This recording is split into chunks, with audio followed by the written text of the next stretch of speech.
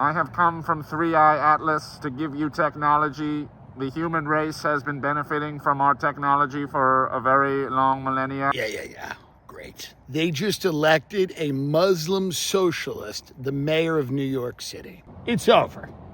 Wait, what? Free buses, government-run grocery stores. The end. Who's gonna pay for that? Who's gonna pay for it? I hope you have the technology. There's gonna be a mass exodus from the city. Yeah, they're already calling him the most popular realtor in South Florida. They're gonna live in Miami and go to foam parties with Marco Rubio, which isn't gay, it's just people in foam together. Yeah, I was thinking about buying property in the city. No more. Yeah, it's ridiculous. Yeah. And what about Israel? Well, who's Park that car in the middle of the street there. Sorry, we're gonna move it in 2 seconds. You're right dead smack in the middle of the line. All right, we're moving it in 2 seconds. The people here think they have money like California, but they don't. They're actually just white trash. Ladies and gentlemen, welcome to the Tim Dillon Show. Thank you for tuning in again. The new mayor of New York City, Zohran Mamdani, has been elected. He is the future. He is the future. Get over it. If you're unhappy about it, get over it. If you have to wear a burqa, get over it. If you have to convert to Islam, get over it. So what? If you have to start understanding the faith, so what? It's not a big deal. What are you doing? What have you got going on that is better than that? Can I ask you? What do you have going on that is better than converting to Islam? People do it in prison, and a lot of them like it. So what's the big deal? What's the big deal? You don't have time to read the Quran when you're online at Just Salad and you're waiting for them to add a protein to your salad so you can go to your meaningless office job? Go read the Quran. So what? Who cares? What's the big deal? Obviously, he was going to win. This isn't shocking to anybody, and yet people still treat it as such. I get calls from people that were like, I can't believe this is actually happening. This is like Trump. When Trump won, people were calling me going, I can't believe this is actually. And I go, well, it was one of the options. It was like one of the only options. And the thing happened that everyone thought was going to happen. He was a little cringe in his speech because he's like a theater kid. And a lot of these people are theater kids. So there's a moment of his speech. Now, I don't know if you have this, but if you can get up a moment where he goes, Donald Trump, I know you're watching. And I've got 4 words for you. Turn the volume up. And it was just a moment when you could see the theater kid in him. You could see that kind of cringe, you know, that theater kid, like just very unappealing side of him. Hopefully he keeps that at bay. Let's watch it so you can understand what I mean. Because, by the way, this is a departure from what he's usually acted like. He's been kind of composed. This feels a little bit like, it almost felt like he was breaking into song. Like he's like, Donald Trump, hear me now, I will. And you're like, all right, bro, chill the fuck out. Let's watch this. So Donald Trump, since I know you're watching, I have 4 words for you. Turn the volume up.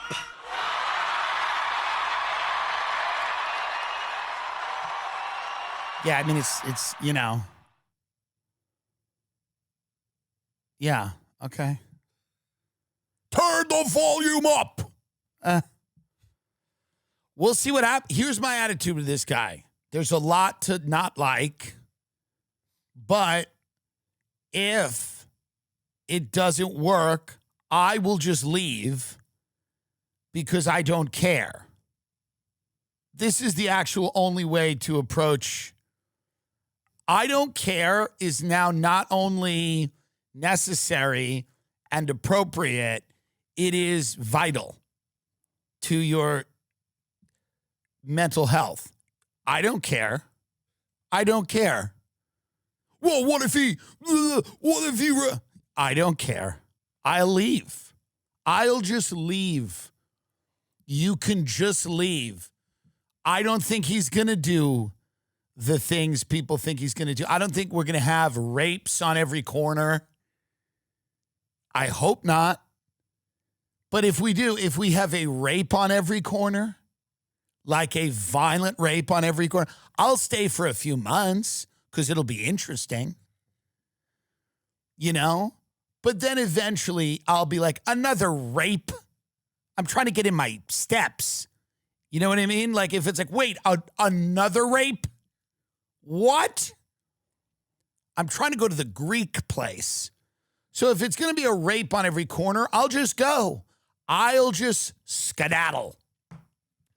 But I don't think it will be. But why did he win? Well, obviously, he won because people don't have money. It's pretty simple. People have these lives they plan out from when they're little. I didn't do this. My mother was a schizophrenic, and my father was like in and out of a band. Phenomenal. But we never filled out a college application. That wasn't the thing. I had a typical Long Island ne'er-do-well childhood. There were elements that were good. There were indications that I had certain qualities that might make me successful at some point. But my parents were very busy working, and they didn't really nurture my success. They just didn't really, that wasn't their thing. And again, I'm not blaming them. I'm not like, I'm just saying, because of that upbringing, I expected almost nothing from the world, like literally almost nothing. You know, but there are people out there who really start very early and believe, and I'm not saying they're wrong. I'm just telling you the makeup of this type of person. They do well in school. They do their homework. They get into a good college. They get an internship while they're at college. They work hard at their internship. They then get a good job at a good firm, and they, you know, work their ass off.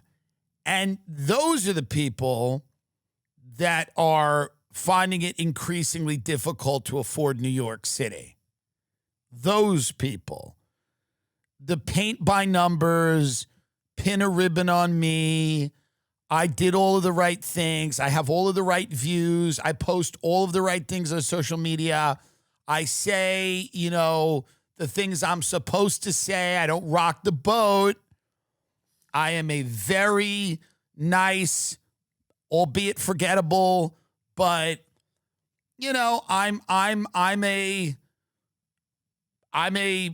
professional face in the crowd, and I deserve more than, and they're right, by the way.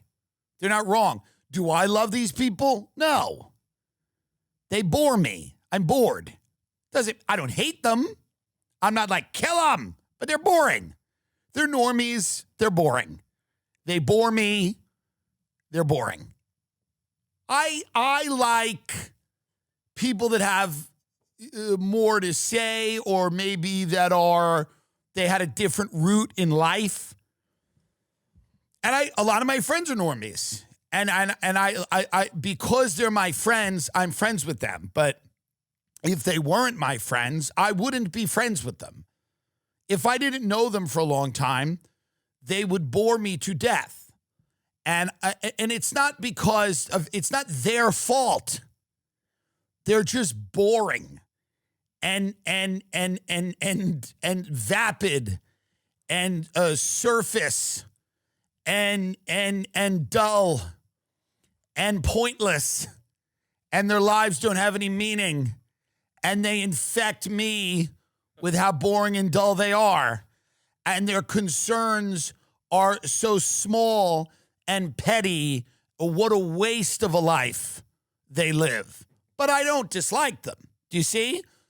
But that is the coalition that Zohran has. He has a coalition of angry, boring, mediocre people that have done the right things and have gotten very little for it. Okay? And the things he is talking about, he's right about. Things are too expensive. People feel that they're not getting ahead. And the Republican Party, which is they've lost their goddamn mind. They're arguing about who's allowed to talk to who on the internet. But yet, all the flights are being grounded. The airspace is being closed. We've got a government shutdown. The money is still going out the door so we can invade Venezuela, arm Israel, arm the Ukraine. Or it's a giveaway to Palantir so that Peter Thiel can install surveillance technology in all the cities that rioting is going to happen in 3, 2, 1. I mean, like, it's coming. You can feel it. And that's where the Republican Party is. So the Democratic Party, which swept New Jersey, swept New York, swept Virginia, they're concentrating on things that matter. How to get people more money. That's what, because by the way, that is all they want to do. By the way, that sign that you see, those protests, I could be at brunch right now. That's all they want. Have you tried to have brunch and how much that is? But that's all they want to do. All these people want to do is have brunch. All they want to do is have brunch. I know them. That's all they want to do. And they can't even do that. All they want to do is have brunch. All they want to do is have Nutella stuffed French toast and talk about where they want to go on vacation. Their lives have no meaning. So they need money. They need something to do. Because we've given them the idea we buy all of these people off. That's how the society works. We buy them off. They don't question anything. They're kind of like perpetual teenagers. These are the 40-year-old women with crushes on like Harry Styles, or they all love Disney. They're all constantly reliving their childhood, and men too, by the way. We buy them off. We pay them so that they can live in their homes and be perpetual, forever children. And they do their meaningless work, and they come home and they cuddle up and they watch Netflix, watch The Summer I Turned Pretty, and they're mad about it. They go, I don't know, why did it end the way it? And that's the lives that we've created in New York City. They're meaningless lives. People used to come to New York City and fail and die, and that might happen again soon. I'm excited, but people used to come to try to be great. You can yell at wealthy people. It's the only reason people live in New York City is to get rich, by the way, even the people that are mad at it. New York City was a city, as A.A. Gill, the great travel writer, R.I.P., said, was built on a lot more failure than success. It was never a nice city. It was culturally important, the most important. You know, it's the greatest city in the world in measured in the impact it's had. The only competitor is London, the only one. LA's never been a competitor. Miami's not a competitor. Nashville and Austin, sorry guys, not competitors. Measured in raw impact, financially, culturally, it's New York. But New York's become the burbs. It's become the suburbs. And with the suburbs come a suburban mentality. They come in with the Wegmans grocery stores and they bring the suburban mentality where everything is about convenience. Everything becomes about comfort. And it is very easy to rile these people up because they feel that they should be getting a bigger slice of the pie. They're not necessarily wrong. But this is why. These are the people. It's not really like, yes, are there broke people that are truly fucked? Yes.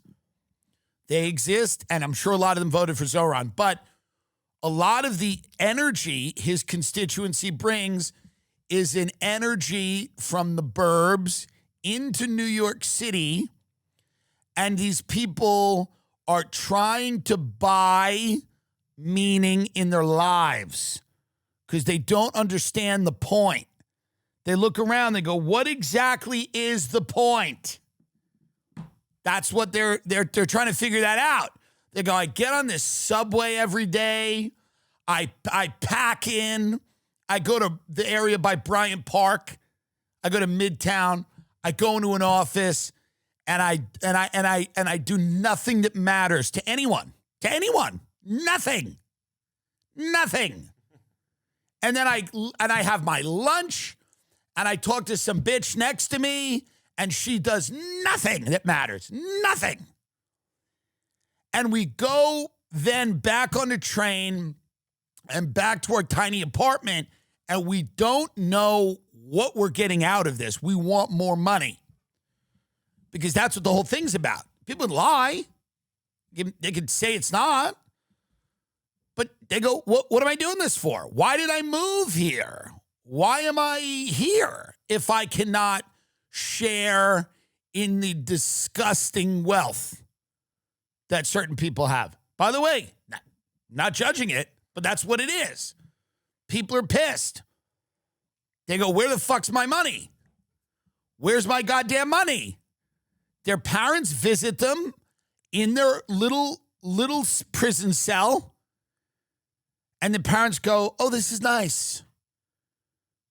This is nice. And it's a passive-aggressive thing. And again, these are people that have 4-year degrees. Some of them have graduate degrees. They think they're very smart and they're very valuable because someone told them that. Someone somewhere told them that. Someone somewhere told them how valuable they were. They have degrees on the wall that show how valuable they are. I'm valuable. They did all the right things, and they're living in a little prison cell in Brooklyn, and they're getting older. They're getting older, and they're mad. And they're going to elect someone who's going to say, and by the way, let it happen. I'm not even remotely upset by this guy winning. I don't care at all. And if he can help, he should help. But I've been a New Yorker my whole life, so I'm just telling you what's happening. What's happening? It's a lot of money to go to a Broadway show. It's a lot of money to go to a Yankee game. It's a lot of money to go to the U.S. Open. It's a lot of money for rent. It's a lot of money to eat. And you see these people, and they're all up there in the bleeds at the U.S. Open taking photos in the bleeds, pissed that I'm courtside. They're mad. They look at my fat ass courtside and they're mad. They would elect Khalid Sheikh Mohammed. They don't care. They would elect anyone to what happened, they said. They're angry. They're in the bleeds. I'm not making it all about me. I'm just saying these are the people that quote unquote did the right thing and they're in the bleeds at the U.S. Open. They can barely see. It's like a speck. Yannick Sinner's like a little speck. And fuck tennis, by the way. Who cares? It's stupid anyway. It's stupid. You're supposed to only care about it for that week that it happens in New York. But they're pissed. Then they get on the 7 train and they're like, this is it? This is all it is? I go to fucking the U.S. Open. I sit in the bleeds. I put a photo on Instagram. My little brother or sister makes fun of my seats. And then I get back on the 7 train and I go back to my prison cell. And then tomorrow I get to wake up and go to the fucking office. For what? For what? For nothing. Then they go to the Hamptons to their boss's house and they're pissed. Because he bought it a long time ago. And now it's a lot of money, and people are being condescending to them. The boss's wife is being condescending to them, and they're mad. And they sit on that jitney bus that goes home from the Hamptons, and they're a little buzzed. And they're like, fuck it, I'll throw the Burke on. I'll put a Burke on. I'll put a Burke on, and I'll fly a plane into a building if I have to. I'm going to fly a plane into the building. This is fucked up. They're sitting in Queens U.S. Open traffic in the jitney going, yeah, I was there the other night. I was in the fucking bleeds. Now I'm coming back from my boss's fucking scumbag Labor Day party in the Hamptons. His cunt wife was demeaning to me and my other worthless friend. I'm a worthless piece of shit. Fuck all these people. Kill them. Take what they got. Kill them. Fly the plane into a building. Get on that plane and fly it into a building. I'm sick of it. That's the energy. That's the energy. 9/11 was nothing if it wasn't cinematic. Okay? Everyone's a star of their own movie in their mind, and a lot of these people's movies suck. What movie is this? Ugh. You're on some Hinge date in some hellish Bushwick bar, trying to sound smarter than you are with nothing. Nothing. And you're mad. You're mad. You go, I can't live like this anymore.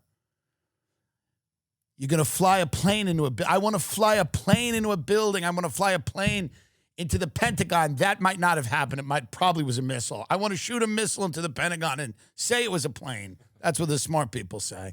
I want to shoot a missile into the Pentagon and say it's a plane. Your friend goes, why would you do that? Because narratives matter. Jesus, are you listening to me? They're angry, these people. What life is it? People start realizing, now I had comedy. I had a terrible life. I lived in horrible places. I spent time with all kinds of, all manner of degenerates. But I was doing one thing. I was trying to do a thing. So it shielded me from ever evaluating my life. There was no other metric to which I evaluated my life. I was like, oh, I got on that show and I killed on that show. But I lived in a dump. I didn't have a lot of social shit going on, almost none. Okay? I had no money. I wasn't in a thrilling relationship. Okay? I wasn't walking into my apartment and some guy with a huge dick was just hitting me in the head with it. I was just trying to get by doing one thing and one thing well. And I accepted the uncertainty and hellishness of that. This group will not. They will not. Number one, there's nothing for them to do, by the way. There's nothing for them to do. And number two, the promise of their life is comfort since they're young. The promise of their life is comfort. Nobody's going to say anything to them they dislike. So they right now are fully, justifiably, from their point of view, angry, and they want to fly a plane into a building. That's what they want. And I get it. They want to fly a plane into a building and then another plane into another building and then another building that wasn't even hit should just collapse. That's how mad they are. Collapse because of fire at its core. Wah, wah, wah. This episode is brought to you by Prize Picks. You and I make decisions every day, but on Prize Picks, being right can get you paid. Don't miss any of the excitement this sports season on Prize Picks. Whether you're a football fan, a basketball fan, or a fan of both like me, it always feels good to be right. I'm telling you right now, I'm so excited about this. It's so simple to play Prize Picks. Just pick more or less on at least two player stats. If you get your picks right, you could cash in. Play Prize Picks to get action on football and basketball in more than 40 states, including California, Texas, and Georgia. Prize Picks now offers stacks, meaning you can pick the same player for up to 3 times in the same lineup. Want to pick more on Steph Curry's points, 3 points and assists? Now you can pick all of them in the same lineup, only on Prize Picks. Download the Prize Picks app today and use code TIM to get $50 in lineups after you play your first $5 lineup. That's code TIM to get $50 in lineups after you play your first $5 lineup. Prize Picks. It's good to be right. And now no one can travel. Now nobody's going anywhere. Let's see how bad these. Oh, let's watch her for a minute. This woman, I don't know this woman. Democrats are ascendant, and they should just shut up because here's the deal. They're winning. When you're winning, it behooves you to pipe down. Just win. Don't be the angry winner. What's that? Nobody wants that. So the Democrat pundit class, again, gets to this woman apparently is famous because she's some type of, I don't know what she is. She hosts a podcast called I've Had It. Yeah, great. So she, and her name's Jennifer Welch. Yes. And she's a liberal white woman, and God bless her. And hey, I get it. And she's here and she's ragging on white people and saying America has no culture. And you would think on a night where you were celebrating a historic win, you would just shut up and let it happen. But instead, we're doing this. Let's see. Here right now, it would be boring as shit. I've grown up in those circles. Everybody needs some spice and some color in their lives. Life's a lot better. That's the coolest thing about America. Americans have no culture except for multiculturalism. Well said. And we need to teach people how to embrace that. These crusty white people need to learn how to embrace it. Okay, so she goes, Americans have no culture except multiculturalism, and these crusty white people need to embrace it. This is a teachable moment. And the lesson here that should be learned is that that energy is the opposite of everything that is going to propel them to win. What's propelling them to win right now is talking about the fucking money. It's about the fucking money. People don't have enough. She's going to a place nobody wants to go. It doesn't help anybody to talk about old crusty white people and Americans having no culture. It's not true that America doesn't have a culture, but let's forget that point. Obviously, that's not true. But the reason that she's going obviously towards culture and the kind of like aesthetic concerns of a like wine drunk white lady is because she's constantly trying to show, and this is not just her, I don't even know about this woman, I don't care, but it's that group of people, they're constantly trying to show how evolved they are by throwing their own people under the bus. White people don't have any culture, these old crusty white people. I mean, she's kind of talking about herself. She's not a young woman. She's an older woman. She's talking about herself. She goes, these old crusty white people, I run in those circles. She even said that. She goes, I come from these circles of white rich people. We know. And what she's saying is, fuck us, we suck. The only way we have any value is if we embrace multiculturalism, whatever that means. You know? So calm her down, quiet her down, and keep this about money. If you keep it about money, the Republicans are fucking people now, and it's going to get ugly. Let's go into these flights because I am curious about. This is Secretary Sean Duffy warns Democrats that in 1 week, the shutdown will cause mass chaos as air traffic controllers miss paychecks, possibly forcing airspace closures. And by the way, spoiler alert, we're there. We're there right now. Let's watch. The controllers got 90% of one payment, 80 to 90% of one payment. They missed the second paycheck. On Thursday, they get an email pay stub that'll show what their next payment is going to be. So Just first of all, pause this. Just go to work if you're an air traffic controller. Be honest. Just go to fucking work. No, literally. Is this why you do it, for money? You scumbag? That's why you do it? For fucking money? That's what, when the plane lands safely, all you care about is money? What a disgusting culture we've created. Go to fucking work, slobs. That'll show what their next payment is going to be. So this Thursday, they'll get an email that shows that their pay stub is a big fat zero. Many of the controllers said, A lot of us can navigate missing one paycheck. Not everybody, but a lot of us can. None of us can manage missing 2 paychecks. I'll do it. So if Pause if it. I'll do it. How hard could this be? I'll do it. I'll do it. Let volunteer air traffic controllers do it now. Let them do it.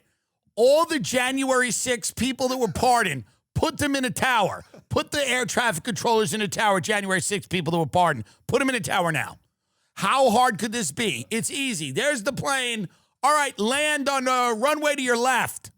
Hey, Southwest, behind him, chill. You relax. Southwest. In fact, do a go around. We got an Emirates on the runway. I don't even want to see your broke ass, Southwest. Do a go around. We don't want you landing near an Emirates, okay? You fucking hick. How hard could it be to be an air traffic controller? We need volunteers to step the fuck up and start doing the air traffic control in this country. Volunteer it's actually a great idea. Volunteer air traffic controllers.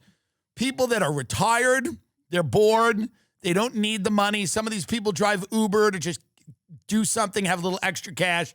Let's make them air traffic controllers. If you're a retired person and you're not a total fucking retard and you could come in, we'll give you a quick little, you can explain this in an hour. I guarantee you can explain this in an hour. It's not that complicated. The whole thing is just you're in the tower and you see the planes. Yeah. Be a plane and I'll be a person in the tower. Hello, LaGuardia.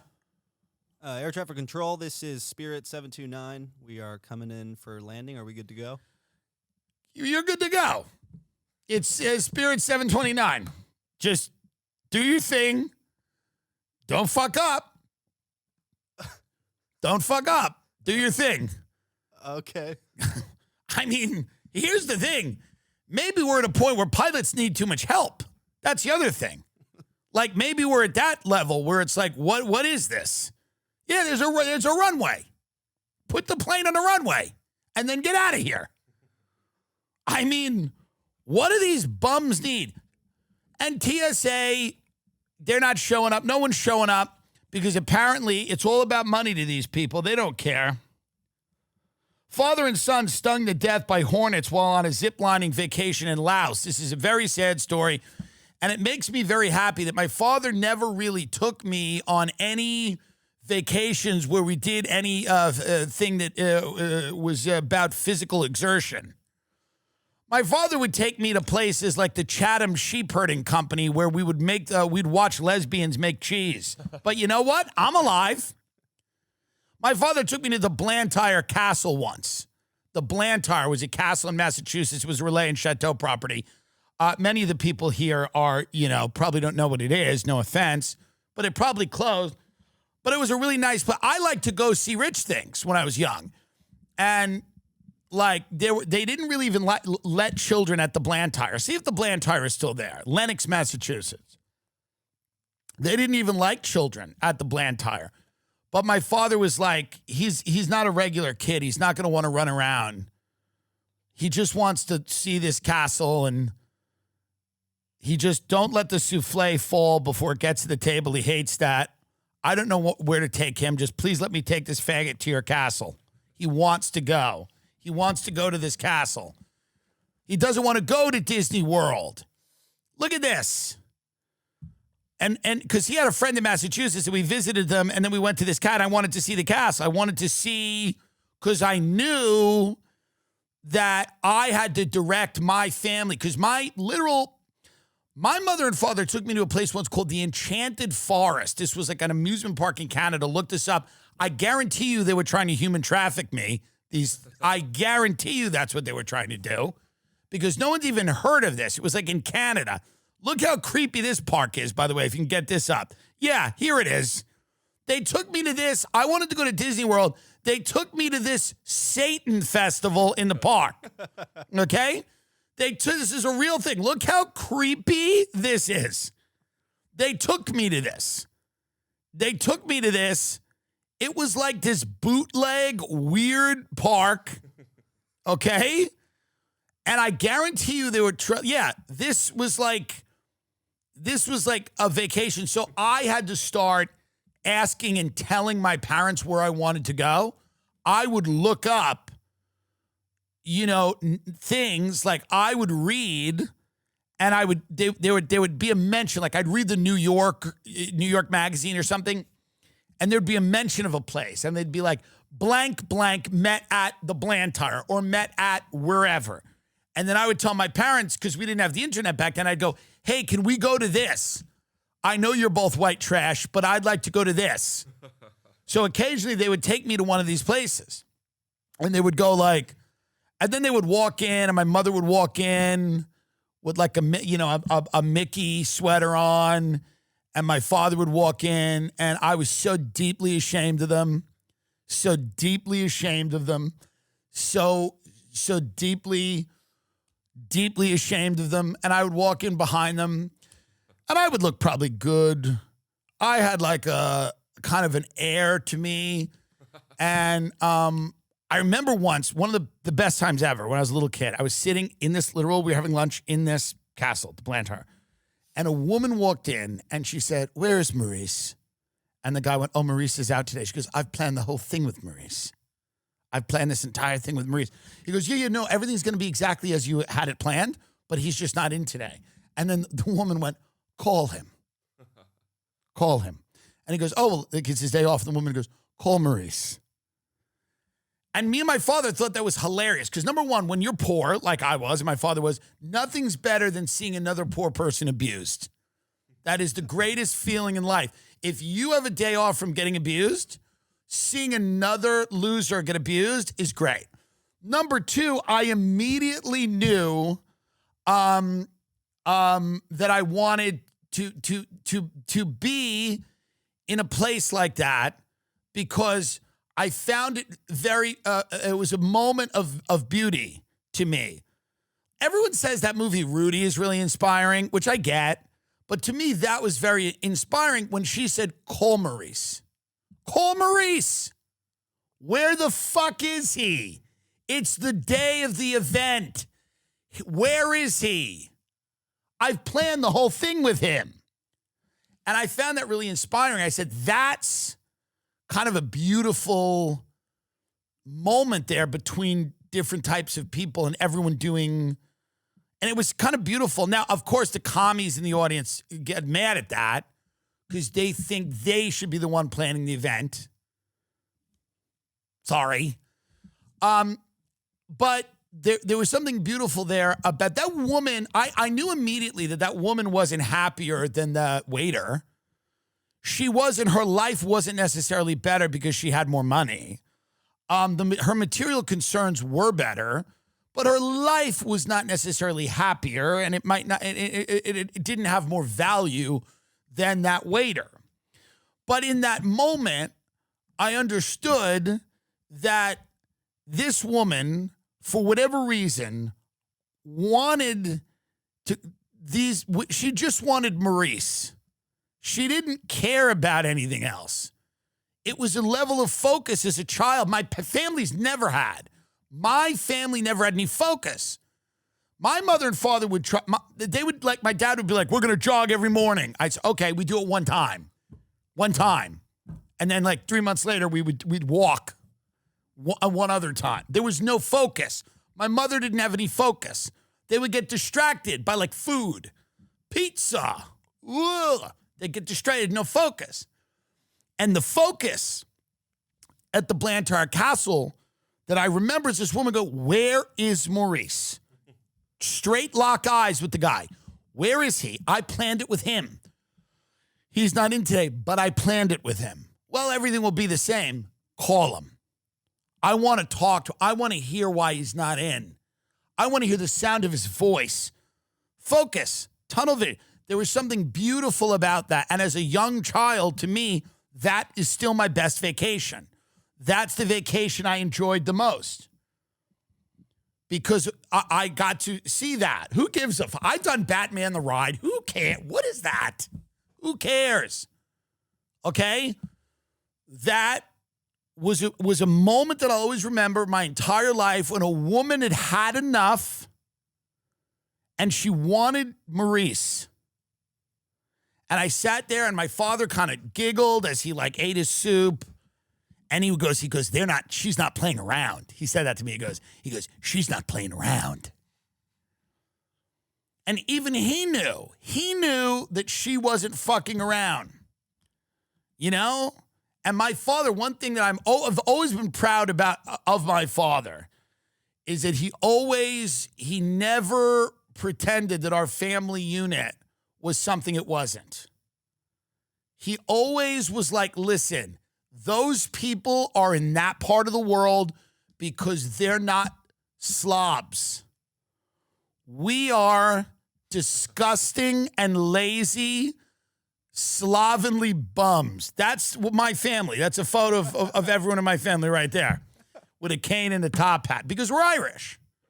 And the Irish are just to talk and to bullshit and to make jokes, okay? There's other groups of people that have it more together. Who knows who they are? Arabs and Jews, perhaps. Chinese. Those are guesses. According to the National Institutes of Health, as many as 30 million men in the U.S. experience ED. It's more common than a bad night's sleep. The good news, HIMSS makes getting access to treatment simple so you can feel like yourself again without the stress or awkwardness. Through HIMSS, you can access personalized prescription treatment options for ED like hard mints and Sex RX plus climax control if prescribed. HIMSS offers access to ED treatment options ranging from trusted generics that cost 95% less than brand names to hard mints if prescribed. Think of HIMSS as your digital front door that gets you back to your old self with a simple 100% online access to trusted treatments for ED and more all in one place. To get simple online access to personalized, affordable care for ED, hair loss, weight loss, and more, visit HIMSS.com/TIM. That's HIMSS.com/TIM for your free online visit. HIMSS.com/TIM. The price will depend on product and subscription plan. Future products include compounded drug products, which the FDA does not approve or verify for safety, effectiveness, or quality. Prescription required. See website for details, restrictions, important safety information. Morgan & Morgan is my favorite law firm. It's America's largest personal injury law firm. Their fee is free unless they win. So, I mean, they're really getting the best settlements for their clients for over 35 years. They've been fighting for the people just like you and me. They've gotten more than 1,000 lawyers and 100 offices nationwide. Hiring Morgan & Morgan is like hiring an army that has your back. If you're injured by someone else's negligence, you deserve to be paid. And here's the truth. Not all law firms are the same. Hire the wrong one and you may be beat before you even start. If you're ever injured, you could check out Morgan & Morgan. Their fee is free unless they win. For more information, go to forthepeople.com/TIM. That's forthepeople.com/Tim. This is a paid advertisement.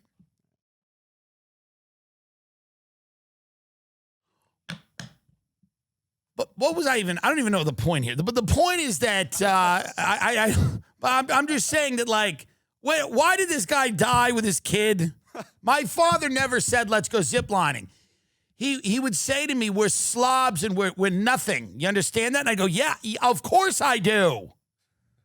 And he goes, they don't even, this is a serious place. These are serious people. These are real people.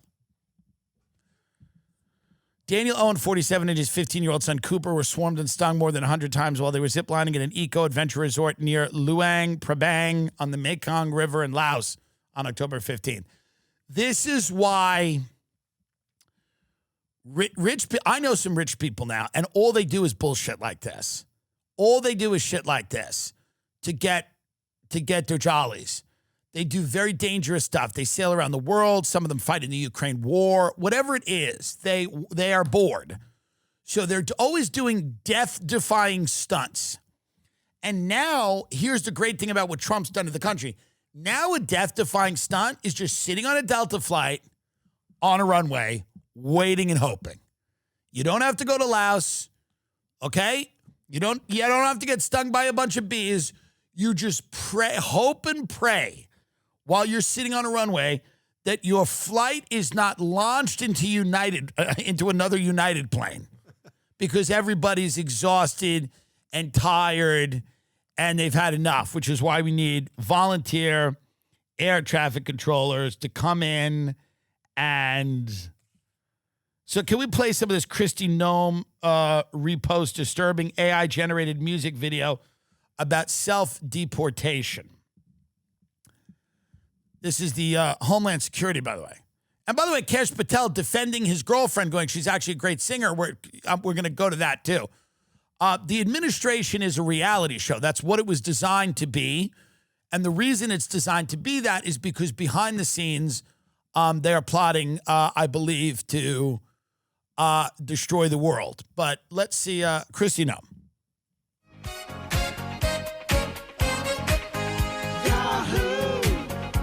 God bless self-deportations.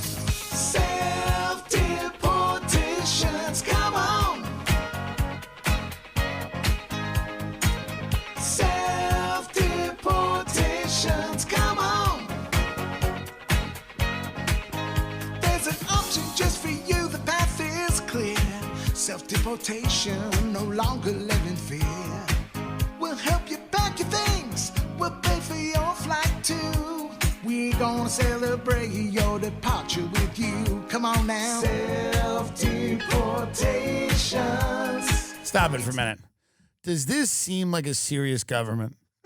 I'm just asking here. Does this seem like a serious government? Does it seem like these people are serious, capable people that are figuring out ways to, or does this seem kind of like a joke? Does it feel a little bit like you're being trolled by these people? It does feel a little bit like that. Go to Kash Patel's tweet about his girlfriend and how she's such a great singer. And he's sick of people making fun of her. And I mean, obviously she's not dating Kash Patel for any other reason other than the fact that she's getting something out of it. I don't know what that is. I'm all for transactional relationships. I'd prefer, to not date people that are, potential spies, but who knows? We don't know. Maybe she's not. Maybe she's not. Part of the issue with the Trump team is that half the administration and the people that are around it believe that America needs an aristocracy, that we need to get rid of democracy, and we need to just elevate a group of elite aristocrats to run the country, and that's the Yarvin types. And there are a lot of big donors that are coming into play. There's a guy whose name I'm escaping. It's Chris Ruskirk or Rusk or something. And Bannon, who's kind of on the other side, is going, I hate this tech oligarchy. I hate them. And I don't want anything to do with them, and they scare me. But they have all the money. So half of the Trump administration is people that are genuinely going, what can we do to tank the economy, crater it, and then build it back our way? How do we usher in a surveillance state that's more draconian even than the one we have now? How do we eliminate any constitutional checks and balances on what we want to do? They believe the American government has failed and they want to replace it now. That's a lot of the tech people that are in Washington, D.C., and I know a lot about a lot of them, and you can too, by the way. It's pretty easy to look up. This isn't like hidden. That's a substantial power faction within that administration. People that want to get rid of the American government and replace it with an AI government or a straight up oligarchy of tech feudalists who don't believe in representative government. They believe in buying you off with crypto, which will be biometrically linked to you when you're born. It'll be like your eyes blink and you've got however much crypto they think you need to survive, because there's not going to be any jobs. These are the conversations that they're having. The jobs are going to go away. And then what are you going to do with all these people? Well, you need to surveil them. You need to find a way to give them money. But I don't think you're going to be traveling. I don't want you traveling. They've even said that. Larry Fink has come out and said, hey, folks, we're in the period where all these assets are being tokenized. It's all going on the blockchain. And, we're beginning a massive transformation of the economy. You could call it the fourth industrial revolution, but it is a massive transformation of the existing economy. So you have guys like Larry Fink and Connor, get up that thing where the guy says, I don't know if we've played it on the show before, where he goes, you may travel. If you're a rich person, you may travel, but if you're a poor person, you might travel from your house. You might put on some VR goggles, sit on your couch, and that's how you're going to travel. So all of this chaos is ultimately good for that contingent of people in Washington, D.C. and Silicon Valley and other places as well. One of these big donors is from Ohio, and they want you to sit in your house. They don't want you on a plane. They don't want you going anywhere, and they're counting down to when you have no job. And they're trying to figure out how to keep you from storming the fucking federal court or the governor's mansion or whatever when you have nothing. This is all, none of this is like some wacky conspiracy far out thing. This is generally meetings behind closed doors in Washington, D.C., people going, what do we do with them? Let's watch this. People of means who are going to travel, and then there's going to be people maybe who are of lesser means who might actually be able to use an Oculus or a Magic Leap or some other kind of device to travel to the same place, but from their own couch. But in many ways, it's actually going to create even more distance between those two people. That psychologically, yeah, they go, that's the point. They're all staring at him, going, that's the point. That's the point. He goes, now in many ways that will create actually more distance. And then there's four people, if you're listening to this, there's four people at the World Economic Forum staring at him going, right. It's like a doctor going, so now if you take this Ozempic, you might lose weight. They go, right. Doctor, that's why we're doing that. So these four people are staring at, who is this? Andrew Ross Sorkin? Yeah. Yeah. So there's four people that are staring at him, and he's like, actually, and this is how out of it the journalists are, by the way. He's like, so now the guy, they might be traveling to the same place. One of them has an Oculus, and they're sitting on their couch, and one of them's actually going, and that's actually going to create more distance. Of course it is. Why are you even saying it like it's a shock? One guy's on his couch. Of course it is. He's like that. So if you're in Stad skiing and there's a guy on his couch thinking he's skiing, you're actually living two different lives. Yes, Andrew, that is the point. That is all we've ever cared about. All these people, they're so close to getting what they've actually always wanted, which is that you're happy to just live in Netflix. That's all they want, by the way. All they want is you to live in Netflix. Look at me. I'm in Breaking Bad. I'm Walter White. That's all they want. Once they allow you to live in a complete reality that they've created, they get the world. They don't have to see your face anymore.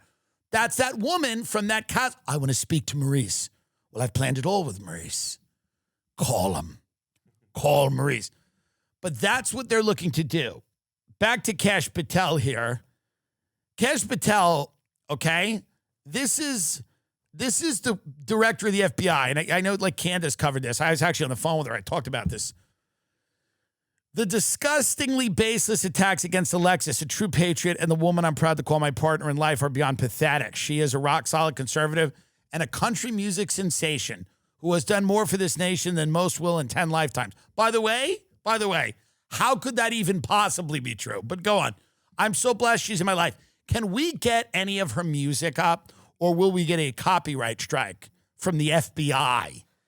If we play Kash Patel's girlfriend's country music, will we get a copyright strike from the feds? Because I'm curious, by the way, if she's a country music sensation, I would just like to know that. I would like to know that. I'd like to be... I think if we just play a little bit, it'll be okay. Okay.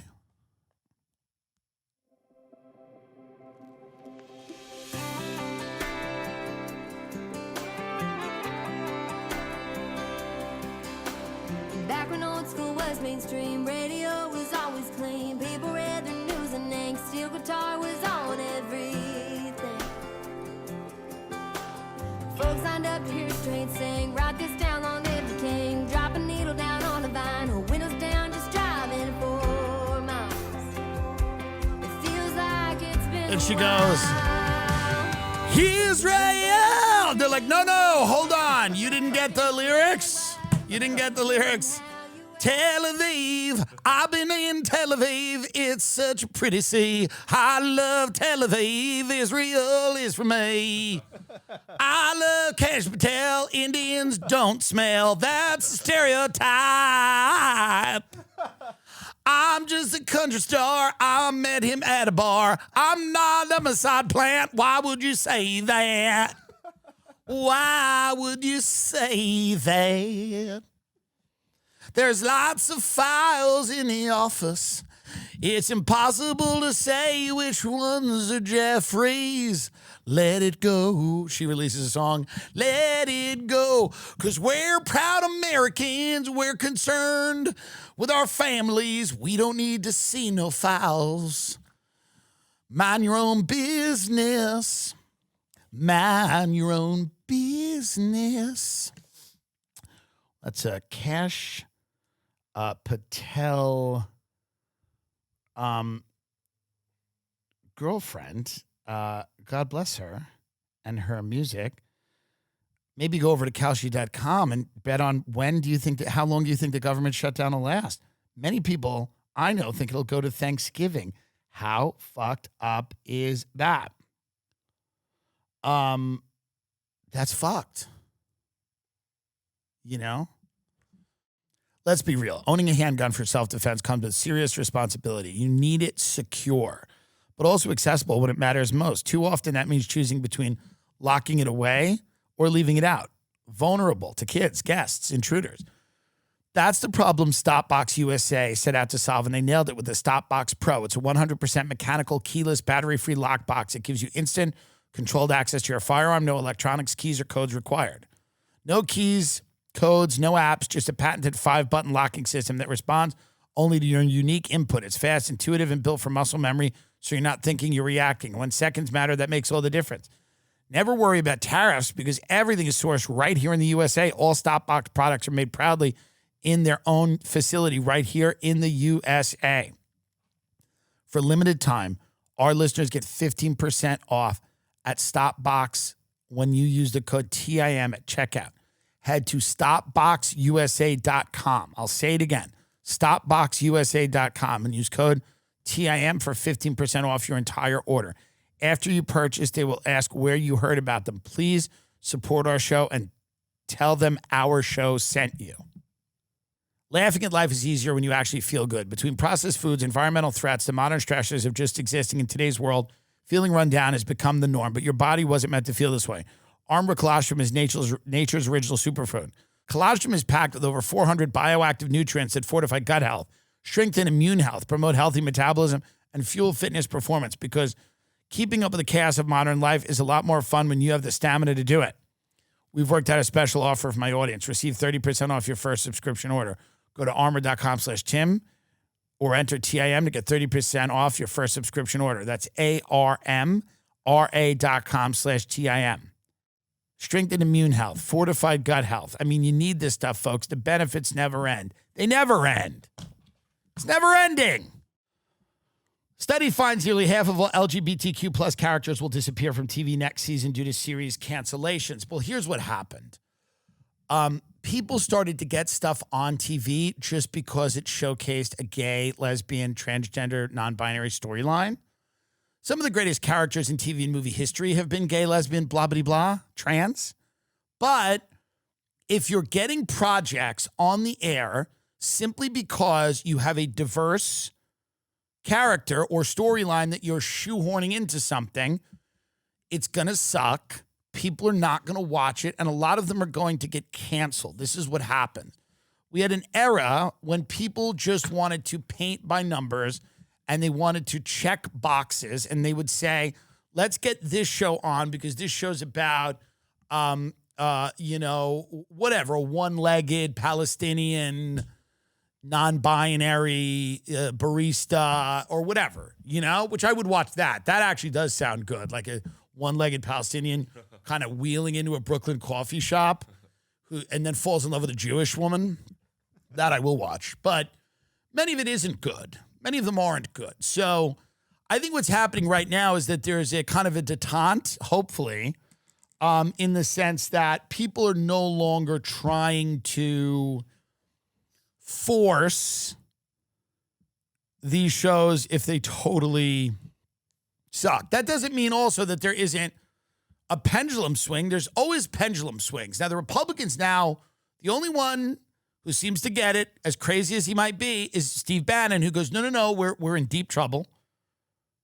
Bannon is talking about that, and he's telling the people on his side of the aisle they're in real trouble because the pendulum is now swinging back to economic concerns. Republican Party's talking about shit nobody cares about. And they're having, it's infighting, it's squabbling, it's all this stuff, and the Democrats are ascendant because, by the way, why not? No one's life is better since Trump took office, by the way. So at the end of the day, it's like, why not have an economic focus? I don't agree with a lot of his public safety shit, and I hope the city doesn't get, completely insane, but I don't think it will. But you're going to see a lot of people. Yeah, let's watch Bannon here because, again, something interesting about this guy, whether you love him, hate him, you find him dangerous. I don't love all this stuff about like, oh, Trump's running again and all this stuff. And by the way, he keeps talking about, oh, this Trump's a generational leader. Yeah, but under Trump, we've seen a massive cover-up of a child sex trafficking ring. We've seen, we've not seen the thriving economy that we saw in the first term. We've seen very sloppy immigration enforcement, inhumane and cruel raids that, by the way, ultimately will get Democrats elected.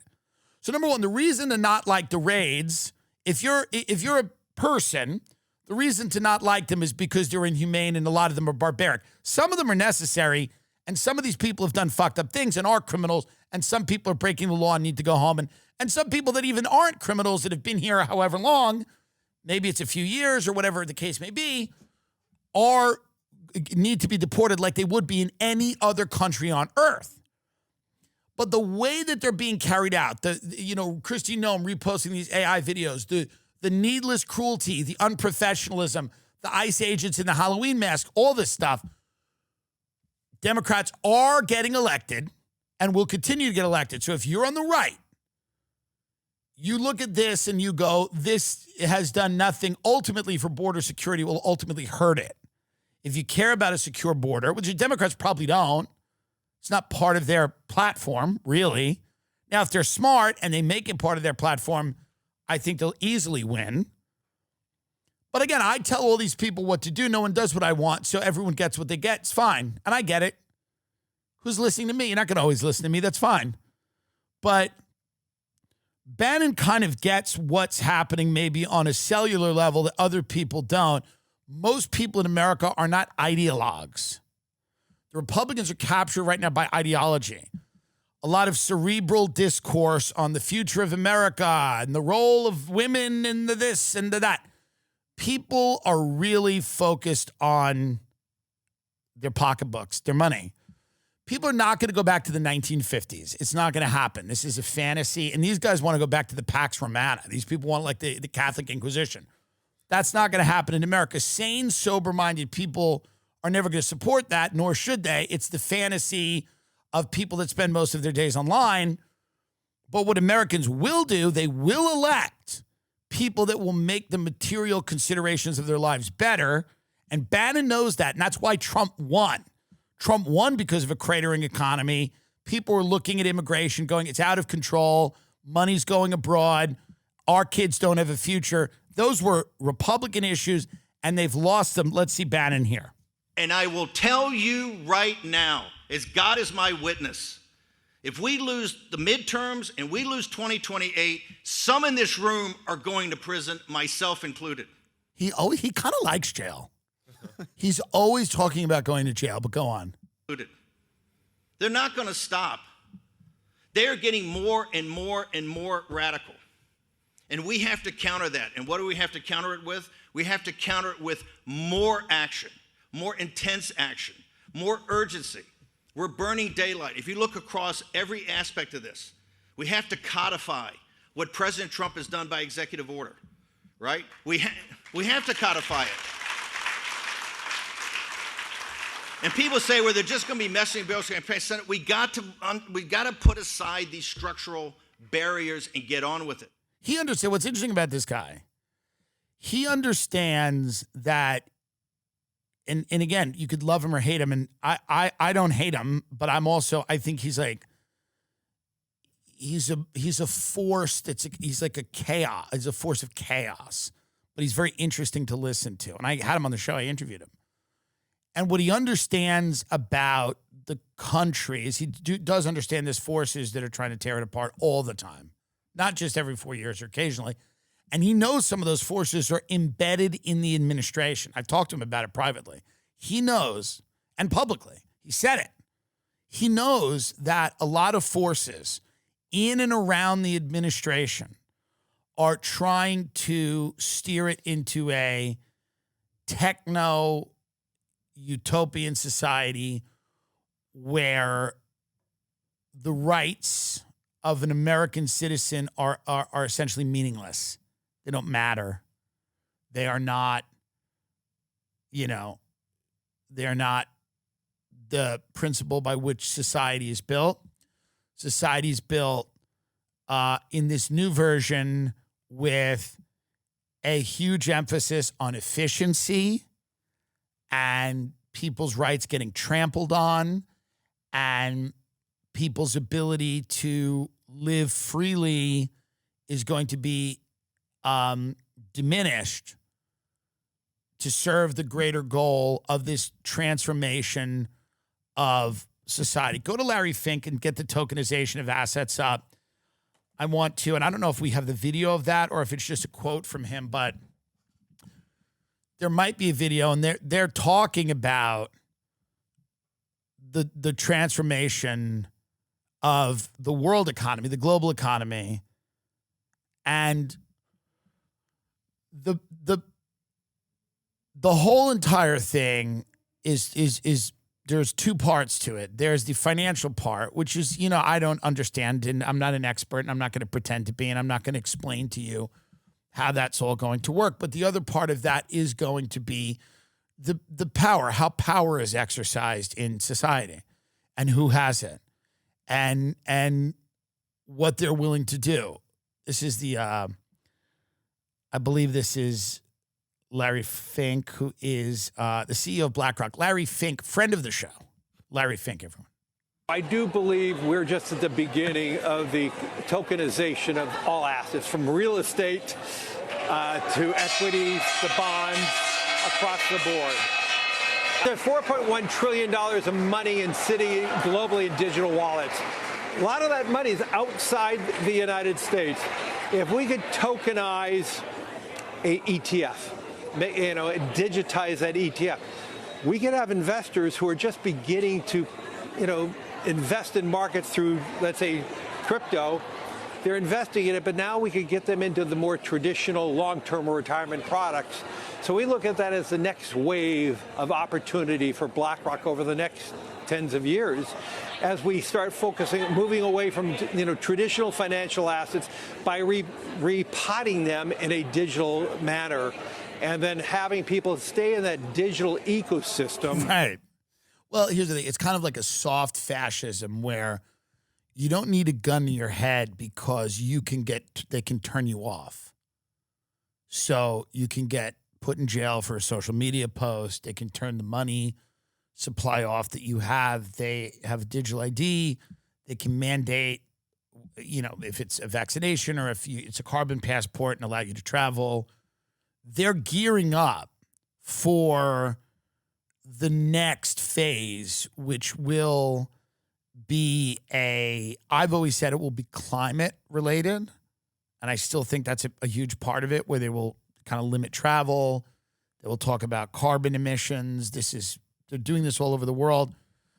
They took a little bit, and I think part of the immigration, the the reason that they've flooded societies with immigration, number one, you can look at, obviously, it's people like Angela Merkel that just want to be, Time Magazine's Person of the Year, and people want to, seem like they're on the right side and all of that.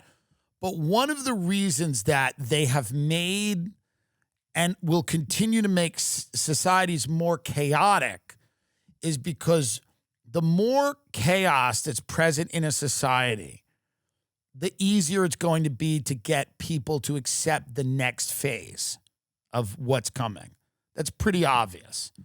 So if you know all of your neighbors and you all work and have a great life and are thriving and you're all looking out for each other, and by the way, you're not all the same race or religion, but there's a shared understanding of the values that you all have, and you're living in a community. And by the way, I'm now describing communities you have to be a multimillionaire to live in, by the way.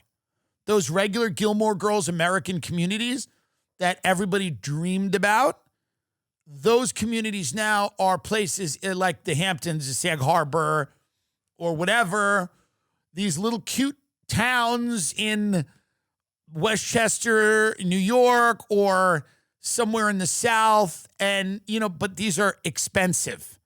And the very basic things that I'm talking about are now, they cost an arm and a leg.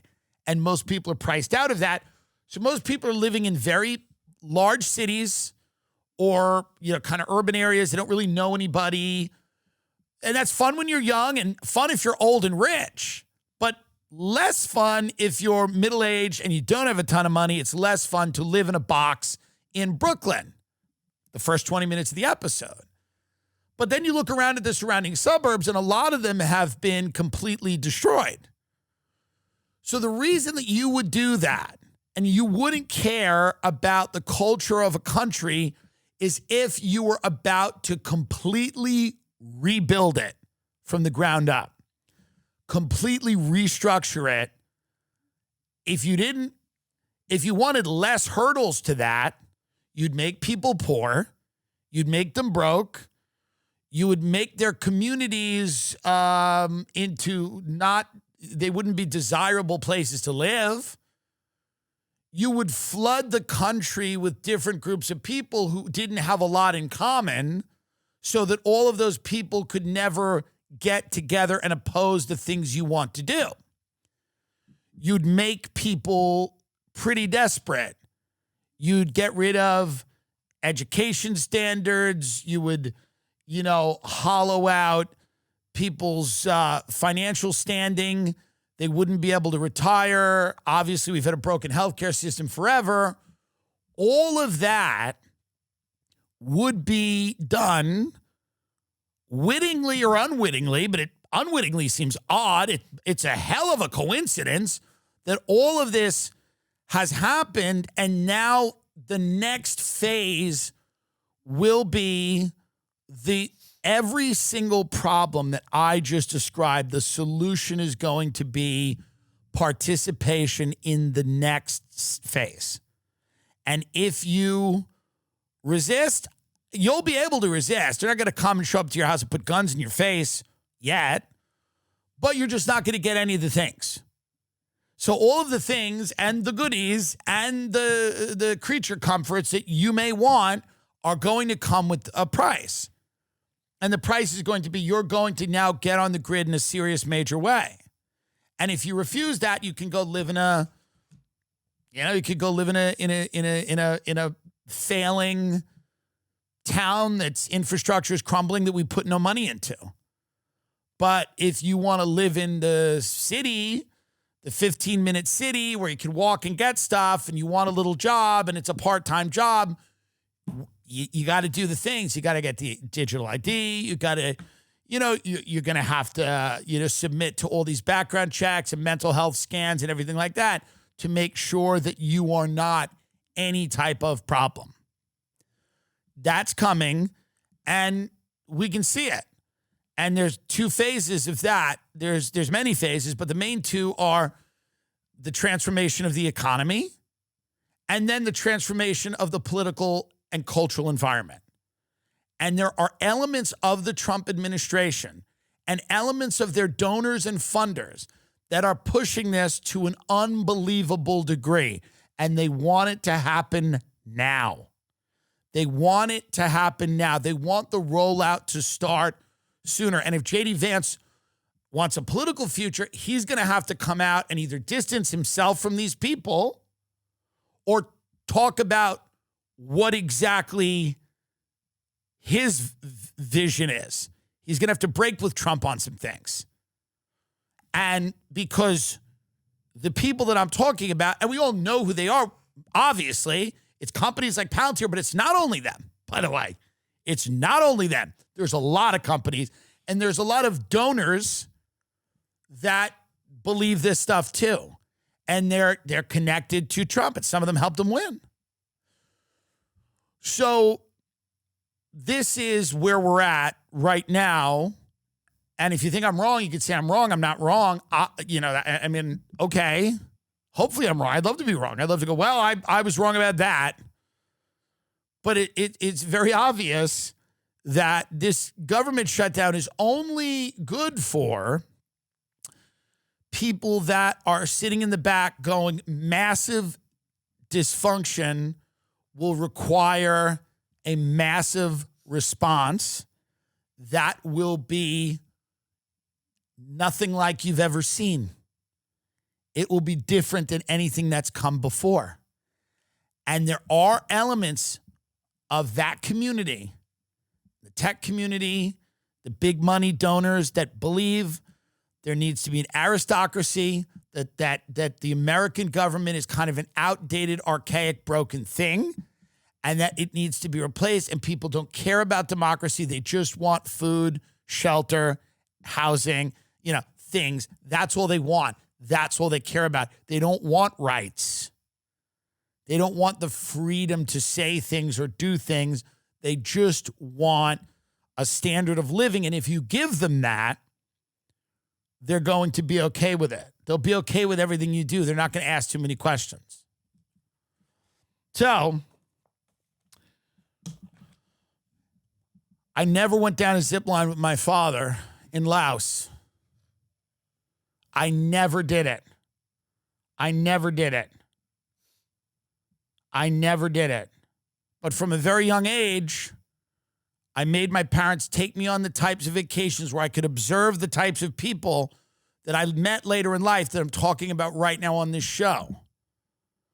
Hopefully, in another dimension, that poor kid who died is going to be an expert on zip lines or bugs or louse or rivers or something or anti-venom. Because I became an expert because my father took me to a castle and a woman said, I've planned everything with Maurice. And call him. And by the way, the people in D.C. have planned everything with Maurice. And they're calling him right now. Good luck.